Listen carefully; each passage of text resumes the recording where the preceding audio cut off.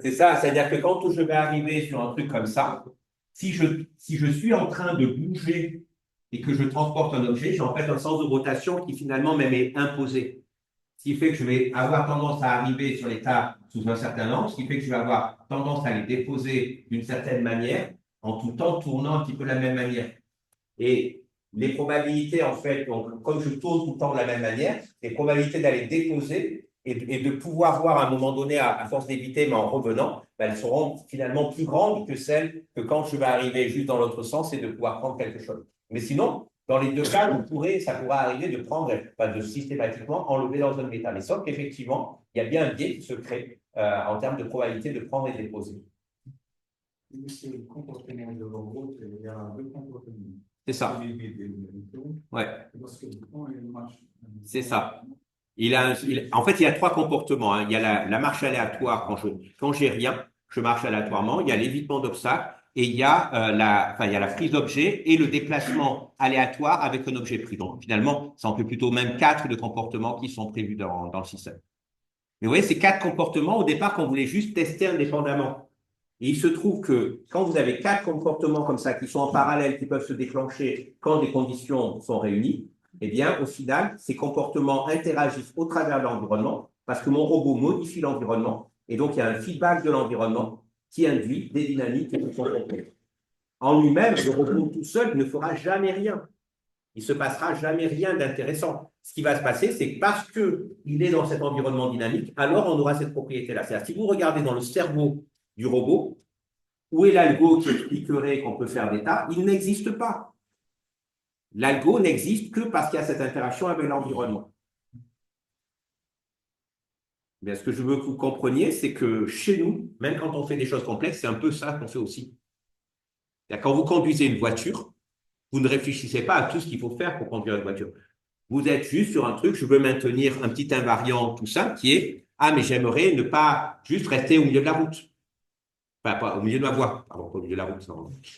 Donc, je reste au milieu de ma voie et j'ai pas besoin de penser à plus que ça. J'ai pas besoin non plus de penser à des choses compliquées par rapport au volant. Parce que quand j'arrive et que je m'installe dans la voiture, ben, le truc sur lequel va se poser naturellement mes mains, c'est le volant. Et finalement, on a créé le fait que le volant, il a des affordances avec les commandes auxquelles on est, nous, habitués. Et si on avait pensé la voiture autrement, ben dans certains cas, on aurait pu faire quelque chose qui a une ergonomie qui est tellement catastrophique qu'on ferait tout le temps des accidents et on n'arriverait pas à commander la voiture. Donc, il y a vraiment ce côté-là qu'au final, les choses qui marchent bien, les choses qu'on arrive à exploiter, c'est tout le temps des choses qui sont en lien direct avec notre morphologie, avec nos capacités. OK?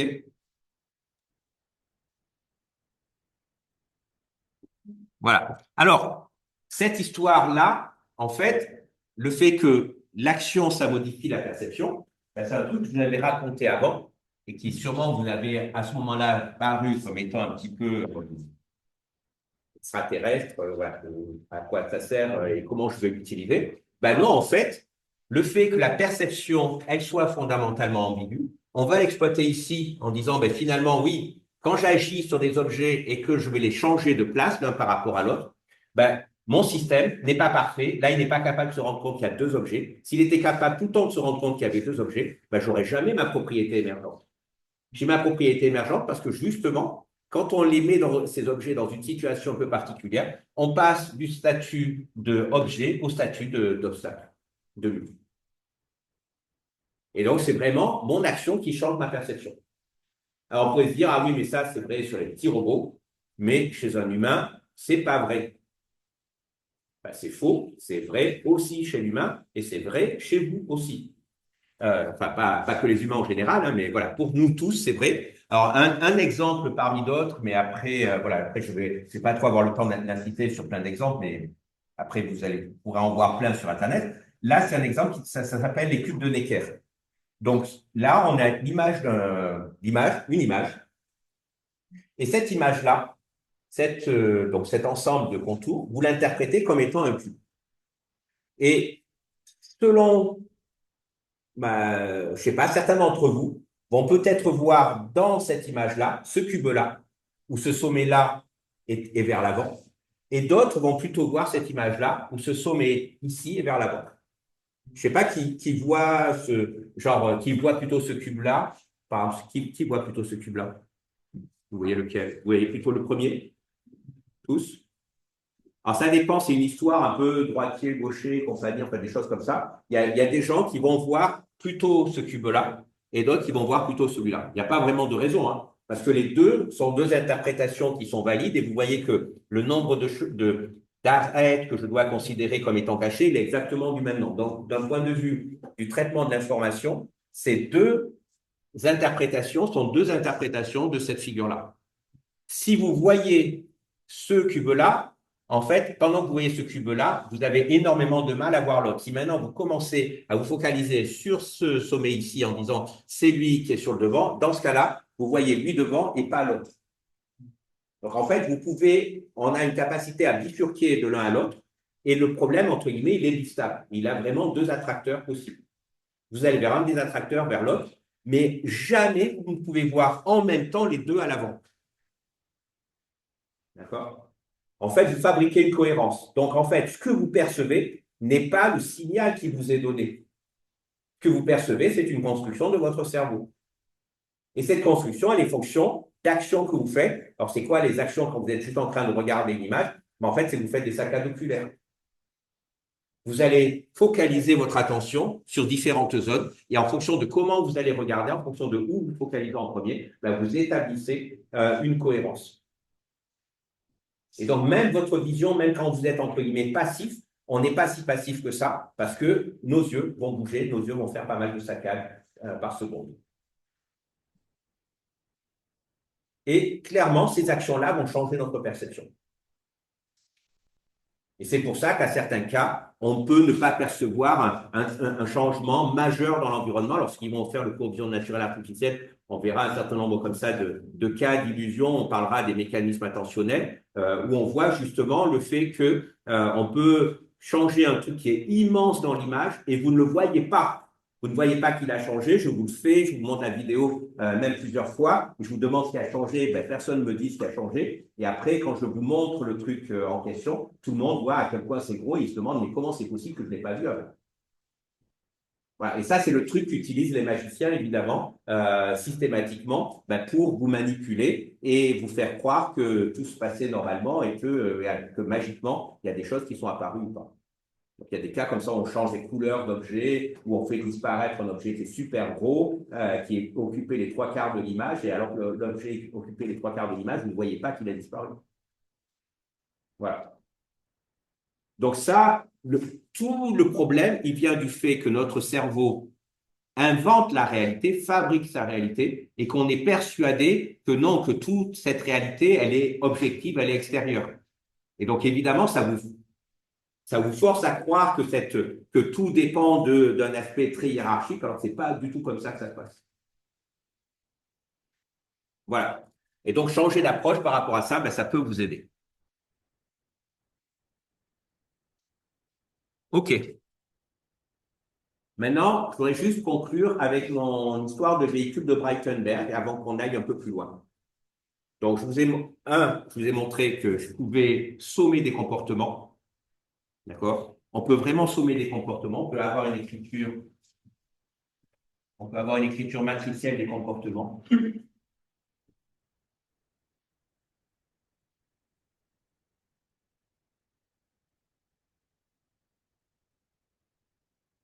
Slash neuronal, hein? D'accord? Parce qu'un réseau de neurones, c'est juste ça, du comportement, des comportements. Quelle est la limite? Est-ce que je peux sommer autant de comportements que j'ai envie? Au niveau par exemple, du véhicule de Breitenberg qu'on a regardé, on avait un véhicule qui avait 8 capteurs, 2 actionneurs. La question, c'est combien de comportements est-ce que je peux sommer sur mon véhicule de Breitenberg en ayant des chances raisonnables que ça se passe bien?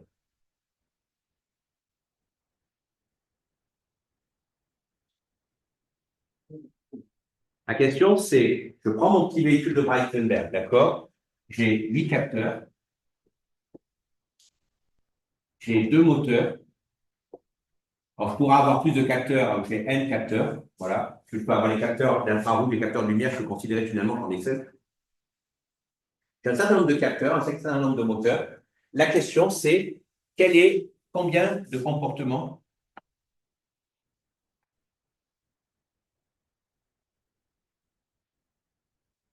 indépendants je peux programmer.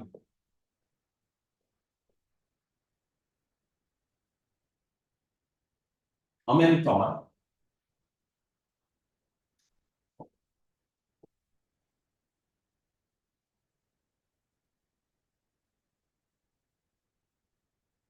C'est ça la question que je pose. Combien de ces comportements je peux mettre en même temps à un moment donné sur mon robot sans qu'il y ait de souci?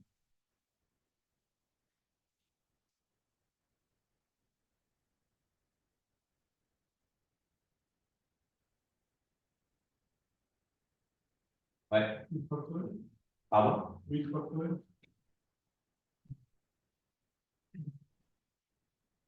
Alors, 8 factoriel, pourquoi tu te limites à 8 factoriel? Parce que là, tu considères que ça serait binaire. Oui, mais n'oublie pas que tes capteurs, ils ont 256 niveaux. Dans ce cas-là, je pourrais même faire, pourquoi pas, 256 à la puissance 8.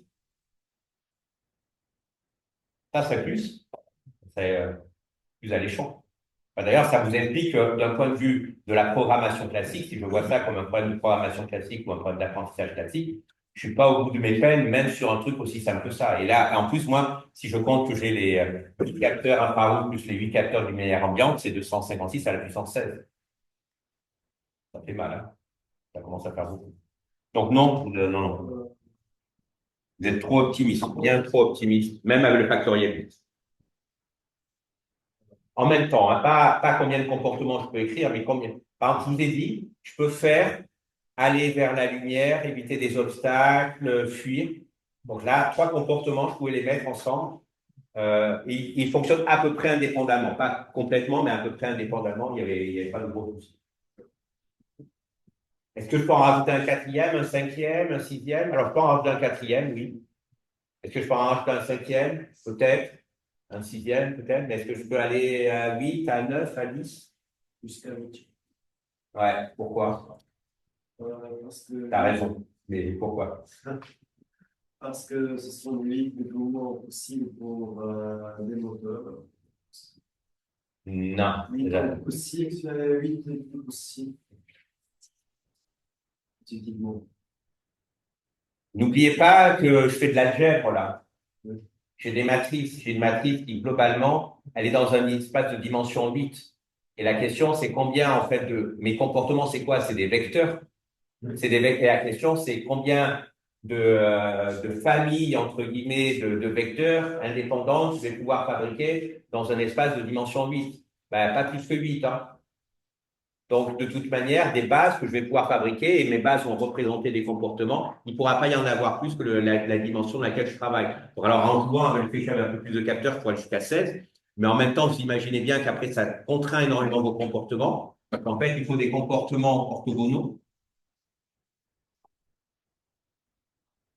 d'accord, qui soient orthogonaux les uns par rapport aux autres. Donc, c'est pas si facile que ça à faire, parce que sinon, ils vont commencer à être liés les uns aux autres. Et dans ce cas-là, ben, il y aura des interférences qui vont apparaître. Donc, globalement, ça signifie que sur un véhicule comme ça, où on a peu de capteurs, ben, on va être assez vite limité. C'est-à-dire que sûrement 4 comportements, on y arrive bien. Après 5, on va commencer à avoir des grosses contraintes sur le fait qu'il faut que ces comportements restent orthogonaux pour que ce soit possible. Oui. Donc, ça dépend que des entrées. Là, techniquement, par rapport à ça, ça dépend de la dimension dans laquelle je travaille. Donc là, l'obstacle principal, c'est effectivement la dimension de mes entrées. Après, et là, les sorties entre guillemets n'étant pas directement réinjectées, n'étant pas visibles au niveau des entrées, ça me contraint beaucoup. Si évidemment, j'étais capable de prendre une partie de tes sorties et de considérer qu'une partie de tes sorties permet de définir un état intermédiaire, alors on pourrait aller beaucoup plus loin.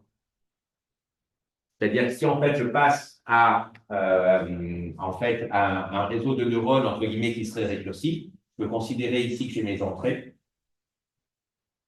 Puis en fait, je considère que je rajoute une partie, je rajoute un petit peu des entrées là-dessus en disant, OK, ça, normalement, c'est mes sorties. Et en fait, je vais prendre une partie de ces sorties et je les réinjecte ici. Si je fais ça, eh bien, finalement, ça me permet d'augmenter mon nombre d'entrées, et en considérant que mes sorties fournissent des choses en entrée. Donc, si vous permettez ça, vous êtes les rois du pétrole, vous pouvez faire tout ce que vous pouvez imaginer. Mais là, on est en train de parler d'un réseau récurrent qui, théoriquement, n'a plus de limitation. Avec ça, on peut écrire n'importe quel programme informatique.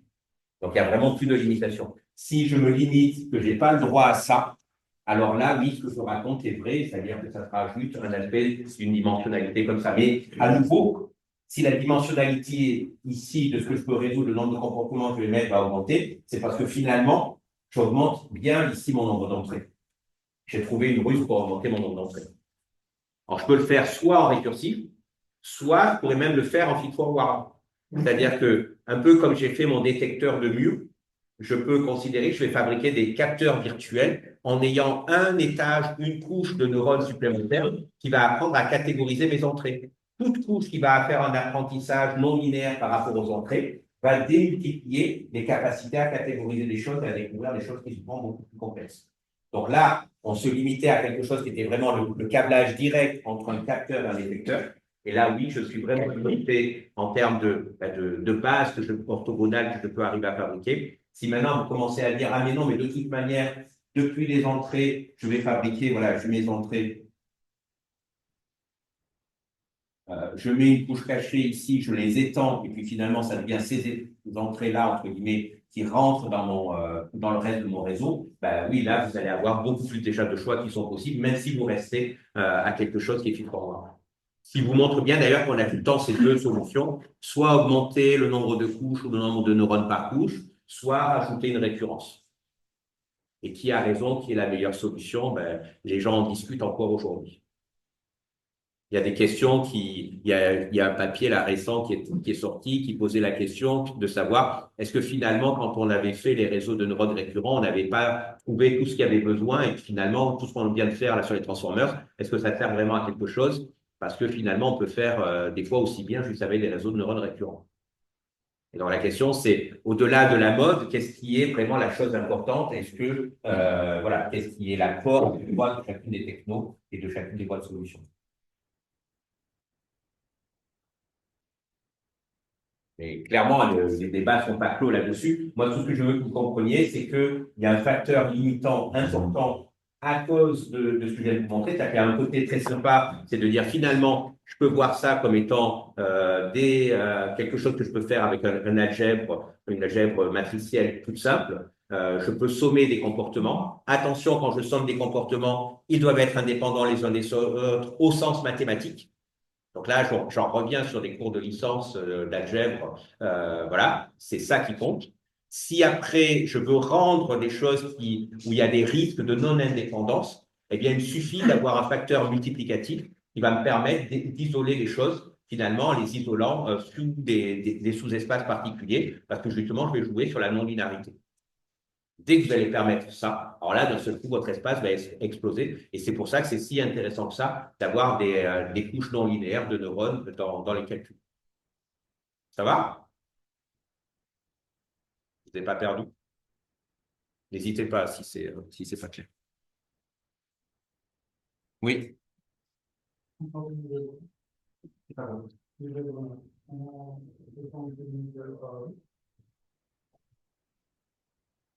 Qu'est-ce que tu veux dire que le diagonale n'est pas compris? Oui. Oui. Oui, c'est ça. Ben parce que j'aurai au plus 8 vecteurs indépendants que je vais pouvoir maintenir en même temps. En fait, la base la plus grande que je peux avoir dans un espace de dimension 8, ça sera une base de dimension 8. Je ne peux pas avoir une base de dimension 9 dans un espace de dimension 8. C'est pas rien. Après, la question, c'est-à-dire que je dois avoir au plus ces 8 comportements, mais en pratique, c'est vraiment une borne supérieure. Parce que malheureusement, quand je vais vouloir des comportements, je ne veux pas juste des comportements indépendants, mais qui ne me servent à rien. Je vais vouloir des comportements qui ont une utilité. Et là, dans ce cas-là, il va y avoir des contraintes très fortes sur, entre guillemets, la direction de ces vecteurs. Parce ils correspondent à chaque fois à un programme particulier. Donc, je ne veux pas juste n'importe quel programme.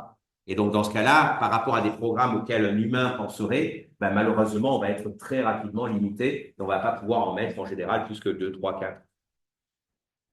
Ou après, justement, on fait exploser, on se débrouille de virtualiser, de fabriquer de nouveaux capteurs pour que finalement, ce soit l'équivalent d'avoir des choses beaucoup plus complexes. Ça vous va? C'est bon? OK. Donc, c'est bon? Je peux passer à la suite? OK. Donc là, j'aimerais traiter un exemple. En fait, on va continuer un petit peu sur cet exemple des véhicules de Breitenberg en parlant un peu plus de la vision. Pas longtemps, mais juste sur un petit peu un aspect un peu de b.a.-ba de la vision. Et notamment, ça nous ramène à la question de pourquoi on voit et comment est-ce qu'on voit. Et, la chose importante, c'est de remettre la vision en perspective de comment c'est apparu dans la nature. Comment on est arrivé à des animaux qui sont capables de voir. C'est quoi la première exploitation qu'on fait de la lumière? Donc, voir d'ailleurs, la première chose, c'est qu'on a besoin de lumière. Et la lumière, au départ, on ne l'utilise pas pour voir. La lumière, elle est utilisée dans le règne végétal comme source d'énergie.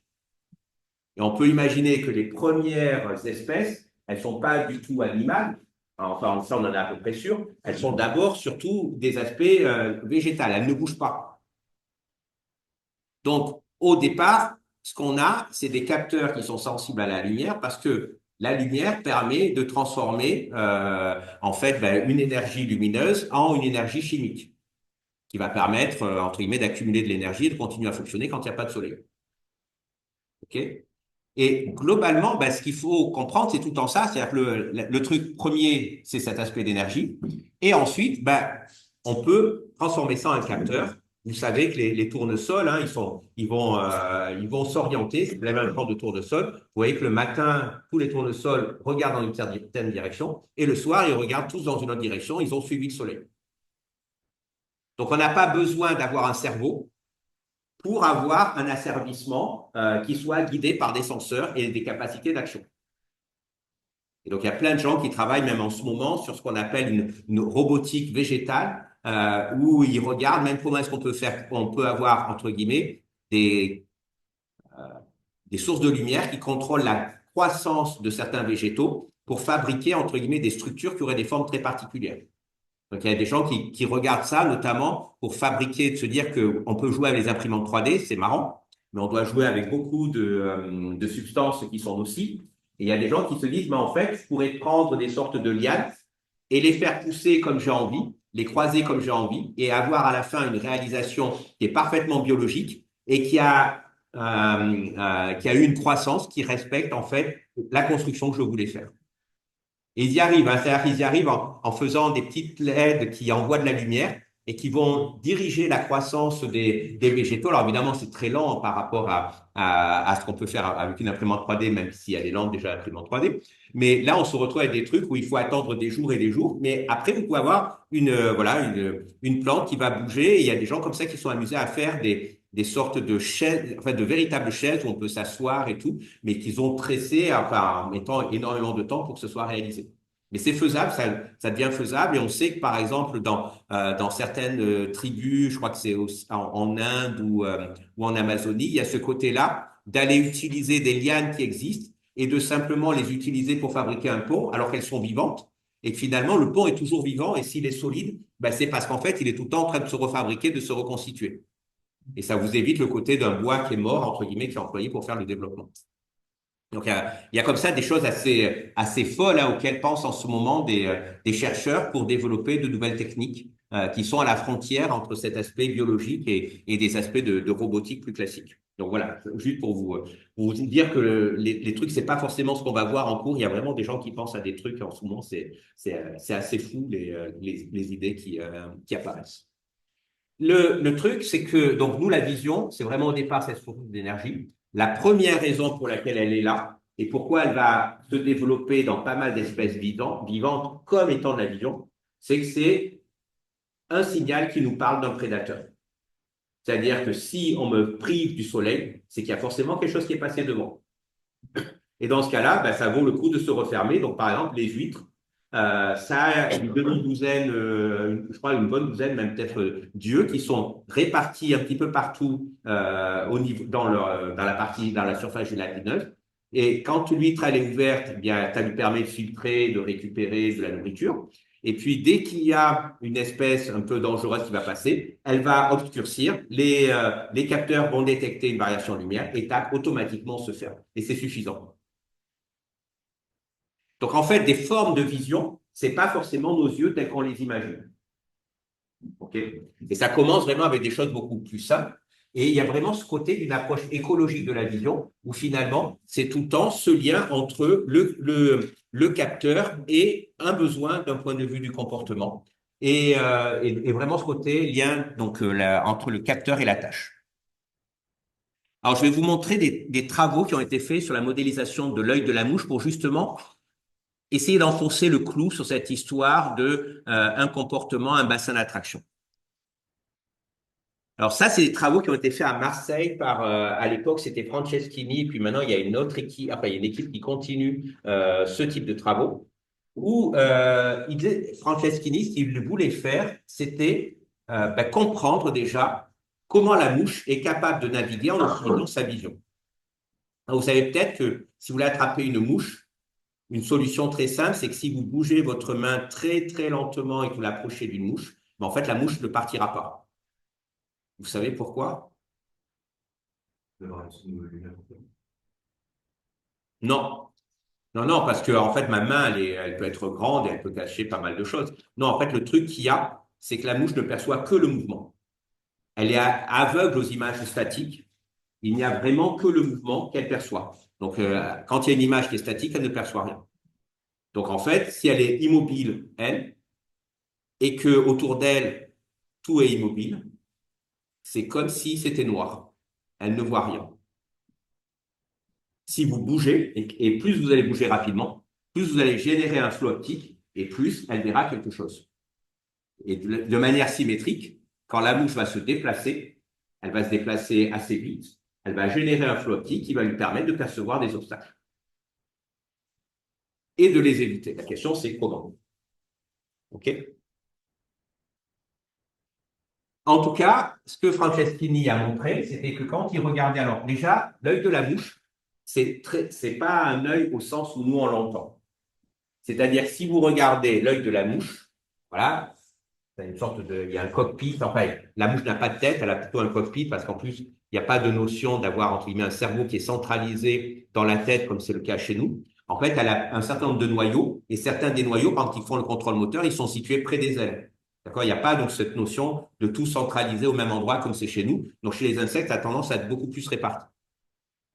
Bien que chez nous, il y a aussi des trucs un peu répartis. Et on va avoir en fait des yeux qui sont en fait ici ce qu'on appelle des ommatidies, qui sont des tubes. Et dans chacun de ces tubes, en fait, on a à l'extrémité du tube une lentille, comme une lentille de télescope, une lentille astronomique.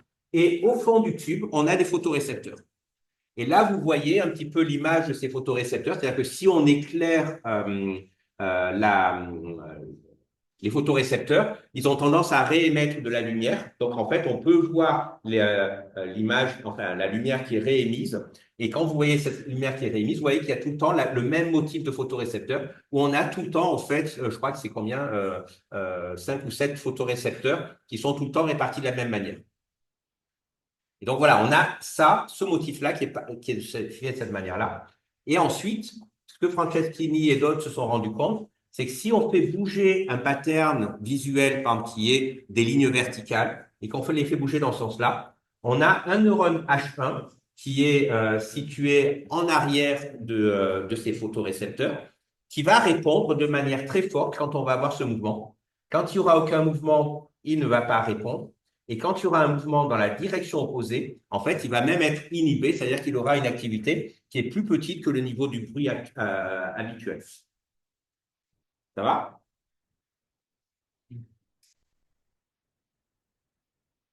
euh,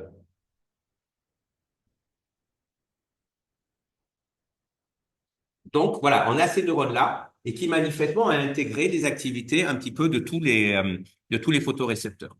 Et oui, donc voilà, donc il y en a bien sept, c'est-à-dire quand ils regardent à l'intérieur, ils se rendent compte qu'ils sont tout le temps mis de la même manière, c'est-à-dire que génétiquement, toutes les omatidies sont faites de la même manière et on va se débrouiller pour que connectés ensemble, on ait une perception de mouvement quand on va bouger dans une direction particulière. Alors déjà, est-ce que vous avez une idée pourquoi nous, on n'a pas des omatidies et on a un œil qui est plutôt inspiré de l'appareil photo et pourquoi, à l'inverse, les insectes n'ont pas des yeux comme les nôtres? Vous n'avez jamais posé cette question? Pourquoi vous avez une idée de quel est l'animal le plus petit qui a un œil mobile comme le nôtre? Les cerveaux. Pardon? Les? Les cerveaux. Ah, les escargots, oui. Oui, les escargots ont des yeux comme ça. Oui, ils font partie de ceux qui en ont les plus petits. Alors, il me semble que, alors, il y a certains lézards aussi. Il y a des toutes petites grenouilles, en fait, qui sont les plus petits animaux où on est ce genre de choses, des têtards, des choses comme ça, où on a donc un œil voilà, un œil du même type que le nôtre. C'est les animaux qui sont les plus petits. En dessous de cette taille-là, on ne trouve rien, on ne trouve pas d'œil mobile. On va trouver des yeux à facettes qui sont immobiles, hein, d'accord? Parce que ces yeux à facettes, entre guillemets, il faut tourner la tête pour qu'ils puissent avoir un signal différent. En eux-mêmes, les yeux ne sont pas mobiles. Alors pourquoi est-ce que nous, par exemple, on n'a pas des yeux à facettes? Pourquoi c'est pas viable?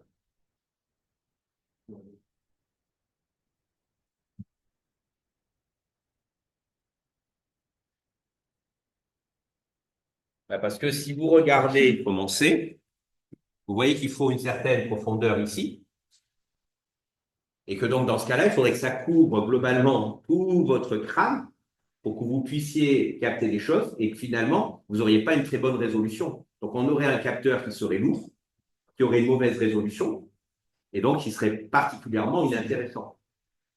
À l'inverse, un œil mobile, si on est trop petit, ben, il y a un vrai souci parce qu'il y a un coût pour qu'il puisse fonctionner. Et en dessous d'une certaine taille, la chambre noire qui est utilisée et qui permet de reconstituer l'image, ben, c'est trop coûteux, entre guillemets, où on n'aura pas assez de points pour que ça vaille le coup. Donc, dans ce cas-là, on a plutôt intérêt à les mettre à la surface du système.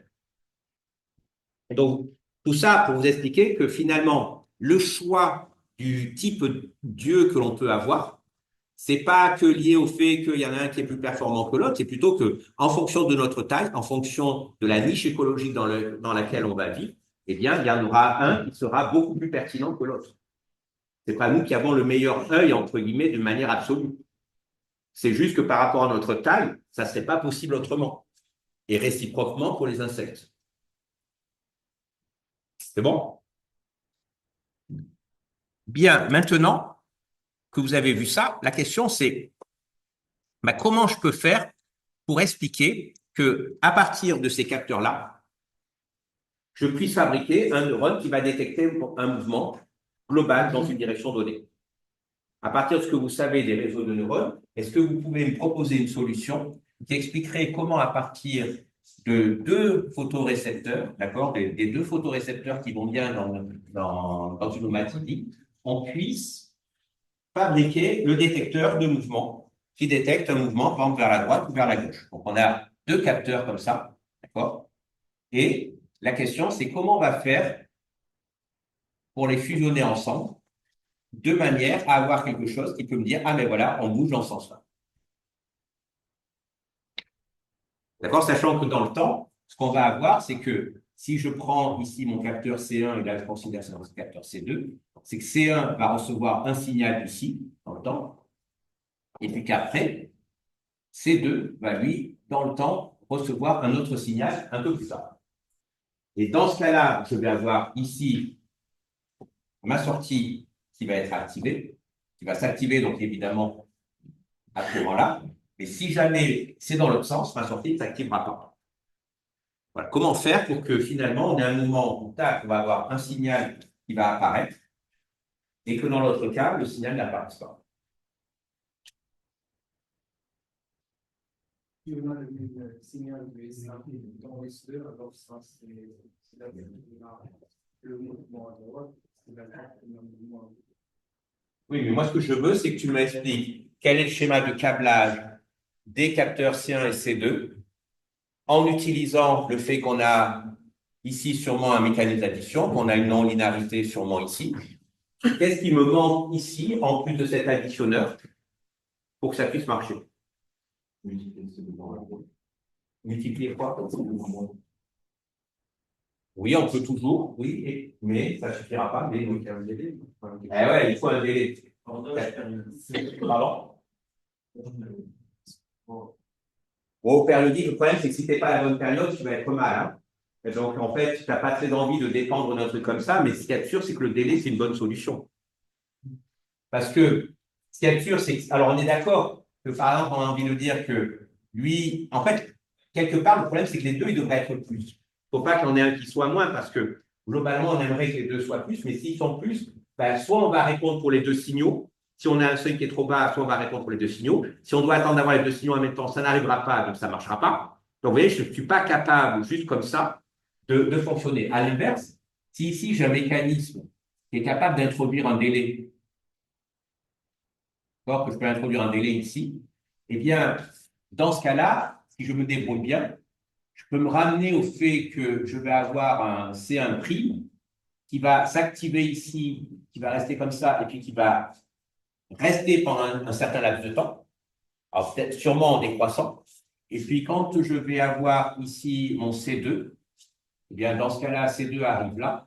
Et si je regarde, ben, soit je fais un produit entre les deux, d'ailleurs, je fais soit une somme, soit un produit, mais les deux étant équivalents, ou je fais une somme non linéaire, eh bien là, tac, quand j'ai suffisamment d'activité, je dépasse un seuil et je peux répondre et je vais m'arrêter dès qu'il y a plus qu'il faut.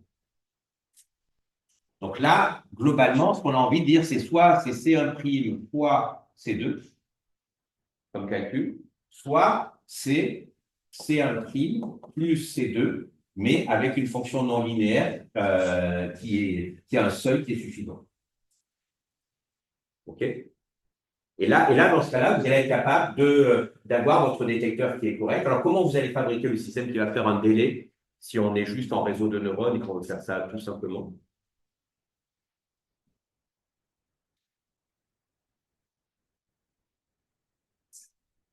Pardon?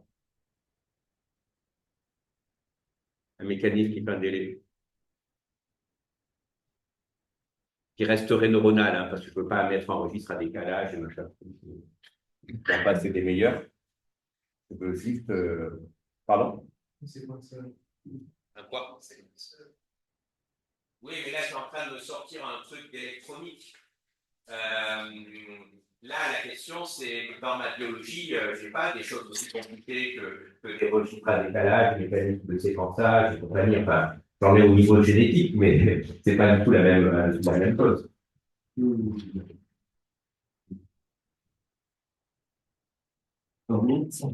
Pardon? Dans le temps, c'est bon, dans le temps, les neurones. Ouais. Bah, alors, bon, je vous donne la solution. Le truc qui est le plus simple, c'est que si vous voulez fabriquer donc mon petit module là qui fait le délai, ben, ce que je peux faire, je vais juste avoir un neurone et je lui dire il reboucle sur lui-même. D'accord? Si vous imaginez que ici il a un poids qui vaut 1 et ici il a un poids qui vaut par exemple 0,9, eh bien, quand j'ai mon signal, tac, il se met à être actif, et puis il a une fonction non linéaire ici qui sature à 1. Donc là, il est actif, il est saturé à 1. Et puis maintenant, il n'y a plus de signal, d'accord? L'entrée disparaît. Qu'est-ce qui va se passer ici sur ma sortie S? Eh bien, c'est que je vais avoir une décroissance exponentielle comme ça. Alors, si ça vaut 0,9, ça va décroître assez rapidement, hein, une dizaine d'itérations, il y aura plus rien. Si je prends une valeur qui est un peu plus grande, genre, voilà, je prends 0,99, ben là, ça va pouvoir continuer à faire un truc qui est long comme ça. Et ainsi de suite. Et donc, vous allez pouvoir régler une constante de temps ici, et simplement parce que ça, c'est un filtre. D'accord? J'ai juste fait un filtre récursif au premier ordre. D'accord?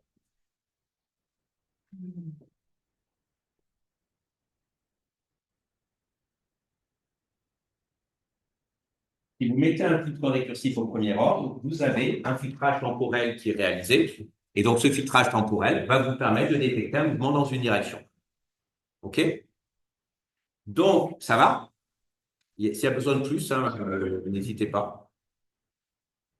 Donc maintenant, si je reprends mon problème de départ, on est d'accord que je peux avoir ce détecteur-là qui va me permettre de détecter un mouvement dans un sens. Et puis évidemment, si je veux avoir la détection des mouvements dans les deux sens, je vais avoir mes capteurs, C1, C2.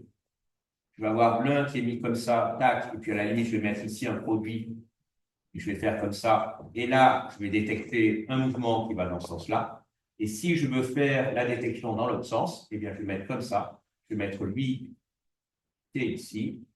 C'est symétrique à nouveau, hein, toujours pareil à penser que toutes mes archives, elles devraient être symétriques. Et là, ça me permet d'obtenir, de détecter un mouvement dans l'autre direction. Avec évidemment mon système qui est accordé pour une certaine gamme de vitesse et qui aura une réponse maximale si finalement, que plus le mouvement sera rapide, plus la réponse sera élevée. OK? Ça va? Donc ça, c'est plutôt cool. Bien. Maintenant, comment vous pouvez employer ce genre de choses pour faire de l'évitement d'obstacles? Est-ce que vous pouvez me réécrire le véhicule de Breitenberg de tout à l'heure pour qu'il fonctionne et qu'il permette d'expliquer comment ma mouche va être capable d'éviter des obstacles et de naviguer correctement en n'employant que cette information de mouvement? Si l'obstacle est à droite, il apparaît pas plus rapide sur le droit que sur le gauche. Si l'obstacle? C'est pour ça qu'à droite, le mouvement apparaîtra plus rapide sur le droit que sur le gauche. Ouais. Ça vous paraît OK? Pardon? Ah, toujours pareil, mais là, on est d'accord, hein, il y a un trou dans la raquette. On en parlera plus tard de ce trou dans la raquette, de comment on peut faire que quand on est pile, voilà, dans le truc, on se fasse pas avoir. Mais notez bien que c'est un peu pareil, hein, si vous n'arrivez pas à vous décider entre droite-gauche, vous pouvez vous retrouver à vous prendre un mur ou un arbre parce que vous n'avez pas réussi à décider si vous voulez le contourner par la droite ou par la gauche. Voilà. Le problème se pose pour de vrai, malheureusement. Donc là, la question, c'est comment je fais mon câblage de véhicule de Breitenberg. Donc, on va dire, ah, mais OK, j'ai des détecteurs qui sont comme ça. Et maintenant, je veux les employer pour tourner à droite ou à gauche. Et l'idée, c'est de se dire, ben, finalement, si je suis en train de me balader dans une, par exemple, si j'avance par ici, quand j'avance comme ça, j'aurai les objets les plus proches qui généreront les flux optiques les plus forts. D'accord? Toute la salle, quand je bouge, d'accord, toute la salle génère du flot.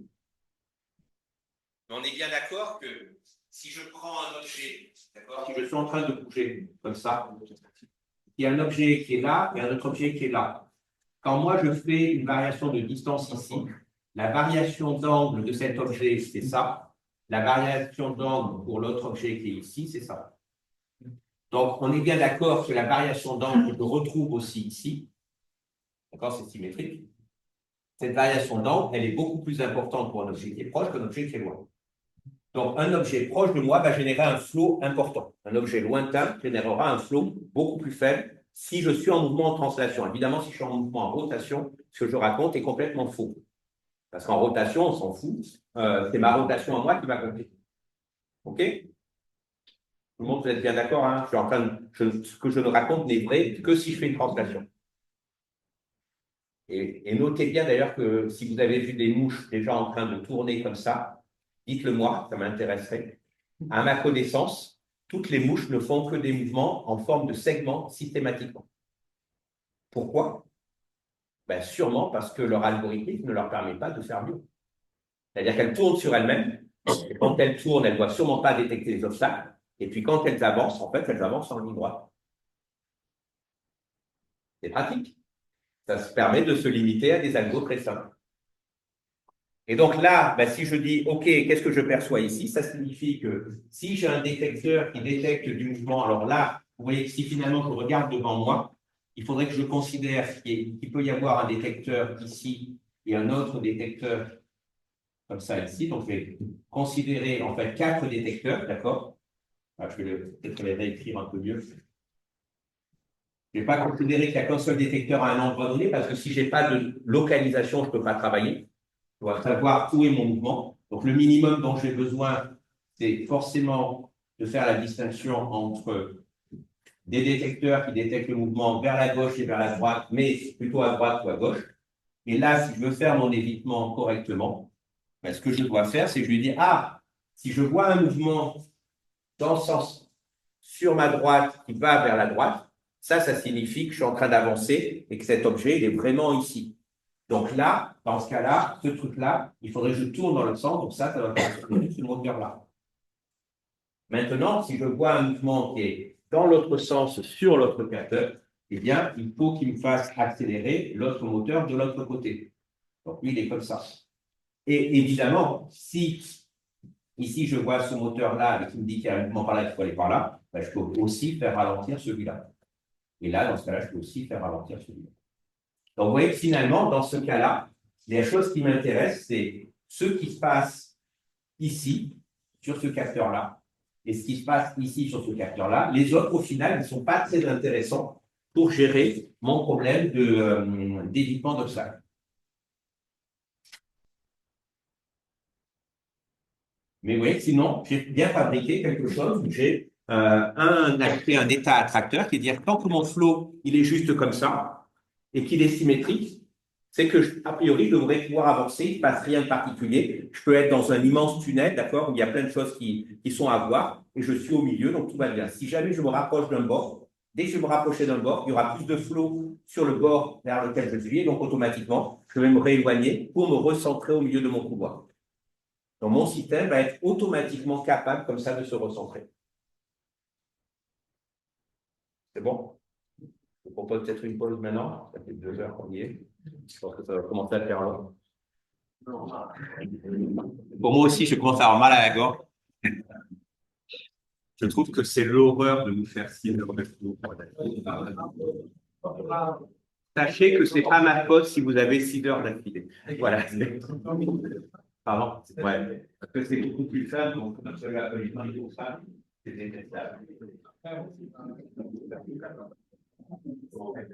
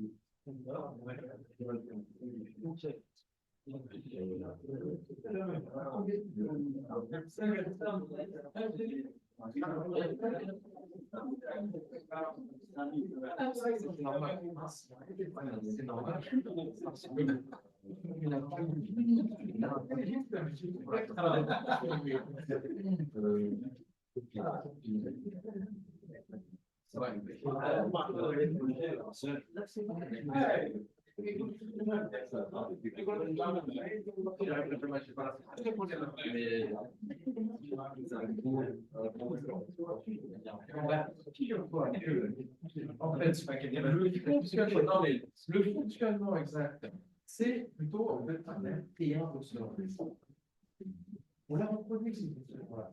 L'humain, il y a une petite corde là, il y a aussi tiens la corde.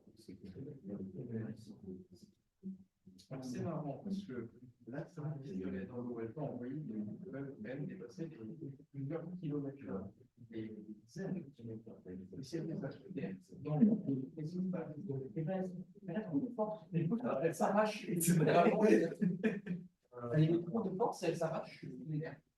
Genre, je l'ai dans son mouvement national, elle avait dans de l'eau, et puis elle a c'est ça. Elle